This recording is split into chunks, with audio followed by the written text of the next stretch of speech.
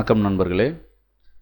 இந்த பதிவில் நம்ம பார்க்க இருப்பது வரிசை விளையாட்டுக்கள் பிரிவில் 2ஆம் நிலை விளையாட்டு நம்ம பார்க்க போகிறோம்.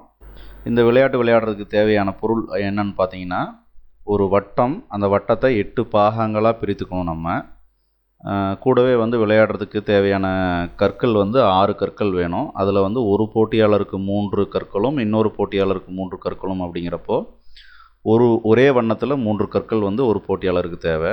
அந்த அடிப்படையில் பார்த்தீங்கன்னா, மஞ்சள் வண்ணத்தில் 3 கற்களும் பச்சை வண்ணத்தில் 3 கற்களும் நம்ம இந்த விளையாட்டுக்கு எடுத்துக்க போகிறோம். இந்த விளையாட்டுடைய தீர்வு என்ன அப்படின்னு நம்ம பார்த்தோம்னா, எந்த போட்டியாளர் முதல்ல 3 கற்களையும் வரிசையாக வைக்கிறாங்க அப்படிங்கிறது தான் இந்த விளையாட்டுடைய தீர்வு.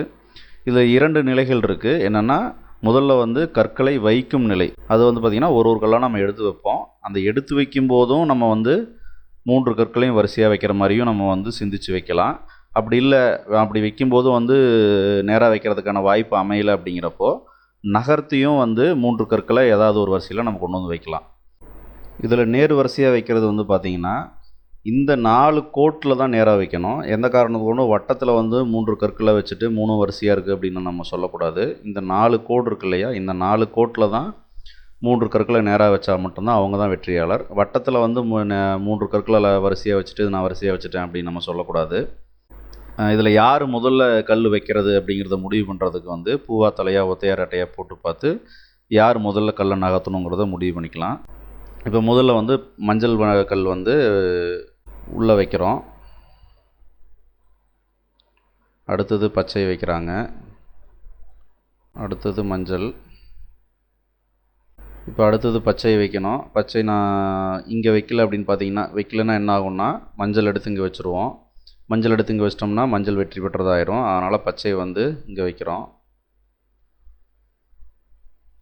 இப்போ இந்த இடத்துல நம்ம ஒரு தெளிவான ஒரு சிந்தனைக்கு வரணும். என்ன அப்படின்னு பார்த்தீங்கன்னா, பச்சை ரெண்டும் பக்கத்தில் வச்சுட்டாங்க. பச்சை ரெண்டும் பக்கத்தில் வச்சதுனால 3வது பச்சை எங்கே வச்சாலும் இந்த பச்சையை நேர் வரிசைக்கு கொண்டு வரதுக்கு கொஞ்சம் தாமதமாகும். ஏன்னா உள்ளே நம்ம ஏற்கனவே மஞ்சள் வச்சிட்டோம்.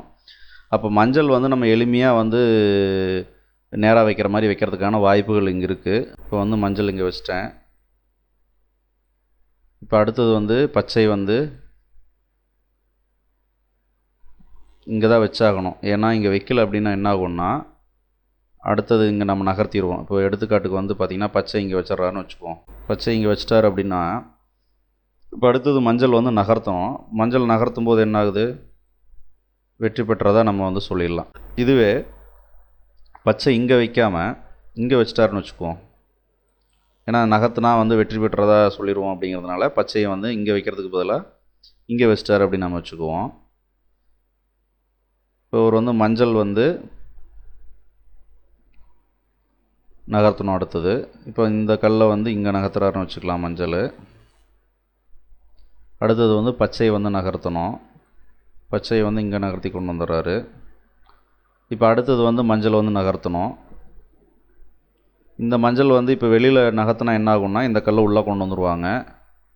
இந்த கல்லை உள்ளே கொண்டு வந்துட்டால் பச்சை வெற்றி பெற்றதாக நம்ம சொல்லிடலாம்.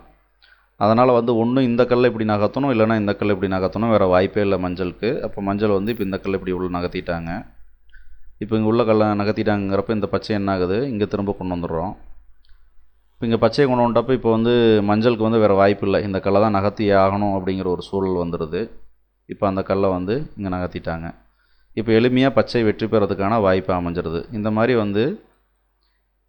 நமக்கு எதிரில் இருக்கிறவங்க எதை செய்யக்கூடாதோ அதை செய்ய தூண்டணும். அவங்க நம்ம நம்மளுடைய கட்டுப்பாட்டில் நம்ம இந்த விளையாட்டு இருந்ததுன்னா மட்டும்தான் நம்மளால் இதில் வெற்றி பெற முடியும்.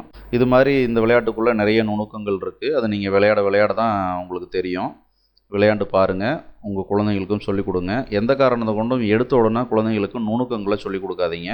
குழந்தைங்கள் அவங்களா விளையாண்டு நுணுக்கங்களை புரிஞ்சுக்கிட்டால் மட்டும்தான் அவங்களுக்கு பிற்காலத்தில் அது பயன்படும்.